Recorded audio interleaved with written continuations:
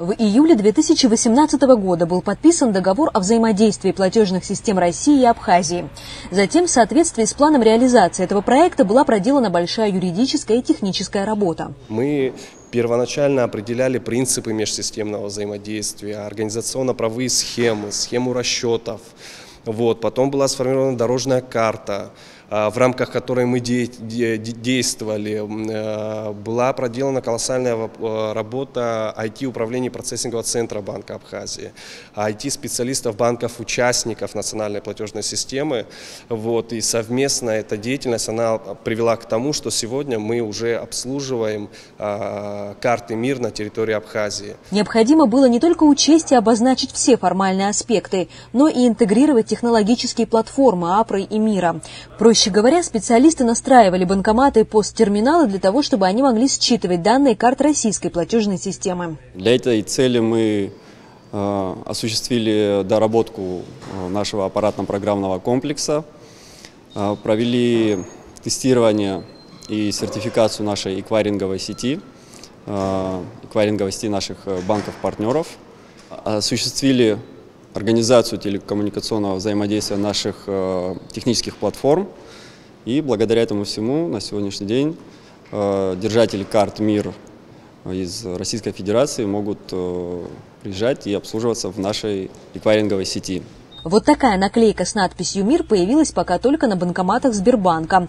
Но на самом деле уже абсолютно все банкоматы Абхазии способны обслуживать карты платежной системы МИР. Держателям карт МИР на территории Абхазии доступны операции по выдаче наличных в банкоматах и кассах банков, по оплате товаров и услуг через посттерминалы, установленных в торговых точках республики.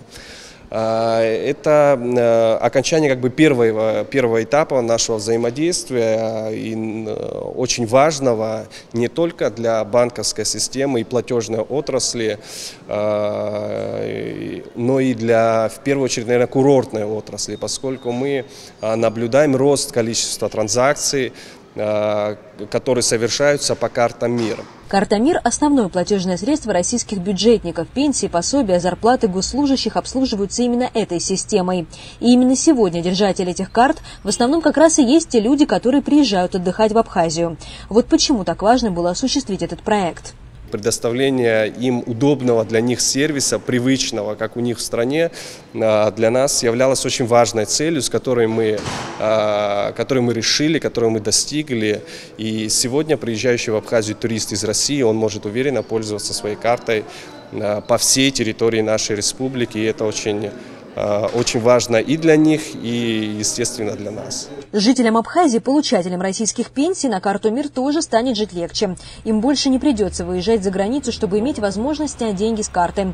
Таких людей в нашей республике, по словам специалистов, значительное количество. Значит, наша интеграция, она предоставляет удобный сервис не только для гостей нашей республики, но известно, что в Абхазии проживает большое количество граждан России, постоянно проживает в Абхазии, и значительная их часть – это люди пенсионного возраста, которые, соответственно, получают пенсии на территории России. Естественно, с учетом возраста это довольно проблематично пересекать границу, выезжать, получать, возвращаться. Это и финансовые расходы в том числе. И эта интеграция, она сделает процесс получения пенсии комфортнее для них, если они являются держателями карт.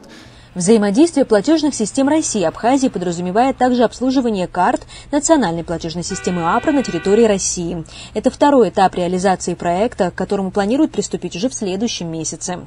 Марьяна Котова, Эдуард Аракелян, Абаза ТВ.